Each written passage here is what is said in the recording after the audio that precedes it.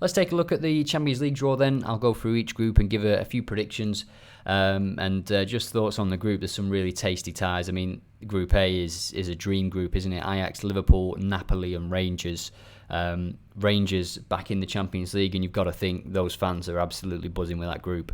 Going to Ajax, going to Anfield, to Napoli, and then welcoming those teams to Rangers as well. That's going to be there's going to be some special nights there, and at Celtic as well. When we look at their group in Group F, Group B, Porto, Atletico Madrid, Bayer Leverkusen, and Club Brugge.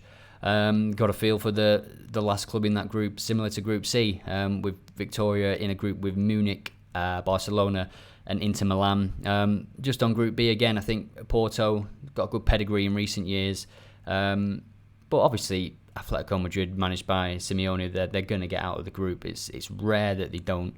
They go far, don't they? As they have recently, and usually quarter semis. Been unlucky a few times in finals, although beaten by Madrid. Porto, as I say, good pedigree recently, so I think you're looking at Porto and Madrid for that group.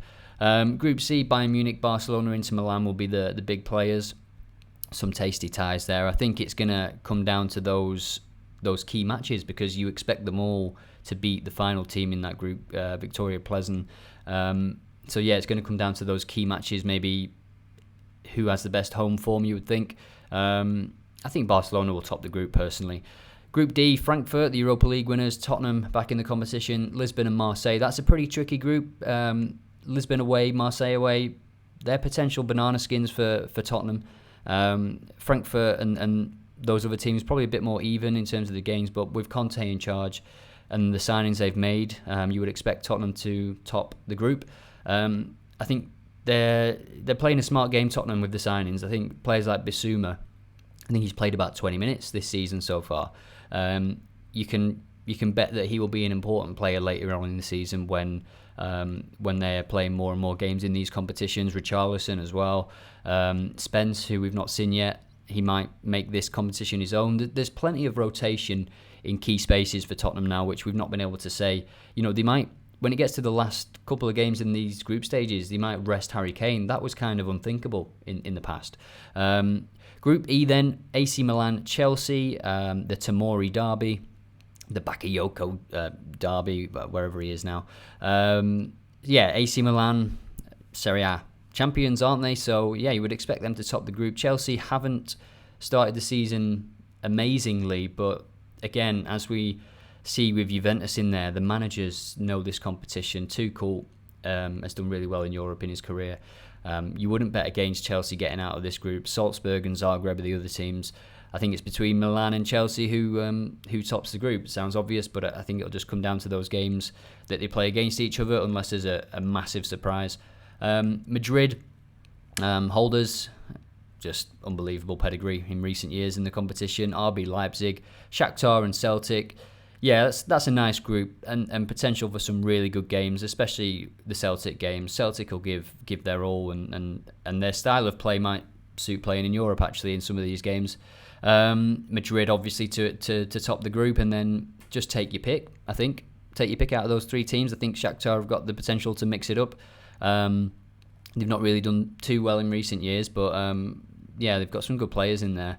Leipzig, the same, obviously. And Celtic, well, we know what it's like when you go away to Celtic on a European night, similar to Rangers. There's going to be some atmosphere there, especially when they welcome Real Madrid. Group G, Man City will top the group, I believe. Seville, Dortmund, Copenhagen. Seville and Dortmund, it's probably going to come down to, can they beat each other? Who's going to take the points off one another? Dortmund, I think losing Haaland was pretty big, wasn't it? And obviously Sebastian Haller is injured. Well, he's got an illness, unfortunately, after joining them.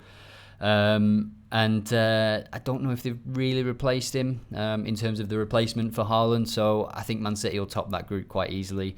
Copenhagen, there's some nice videos on socials of them celebrating in the changing rooms. The keeper's going mental. PSG, Juve, Benfica and Maccabi Haifa. I think PSG will top the group because the group stages are fun, but when it gets down to it in the quarters and semis, will they have the bottle to actually see it through? Juventus, well, Allegri's there. He's under pressure already in in a domestic sense. But this is where he could turn it around. I think he knows this competition. He's got far in it multiple times. And I think they'll be fine. I think you look at that group and it's got to be the first two teams there, PSG and Juventus. The matches start on the 6th of September, so we're not far off the first game, are we? And it runs until the 2nd of November. Buzzing that the Champions League's back. I think looking through that list, scanning through the list now, there's a lot of quality in the competition and a lot of quality within groups. Usually, no disrespect to the teams that do end up getting through, they've done well to get through. But I just think this season, there's not many weak teams in there. Victoria, Maccabi, that's sort of it. I mean, Lisbon, Marseille, they're good teams. Frankfurt, they won the Europa League. Copenhagen, they're not bad, really. And the Danish league is an okay standard. Zagreb, good team. All these teams that you're looking at, I mean, look at that Group A again. Ajax, Liverpool, Napoli, Rangers. That's going to be so good. Let me know who you think is going to win the Champions League, and who do you think's going to struggle? Who will get out of the group? Will Real Madrid just win it again? Let me know, and enjoy.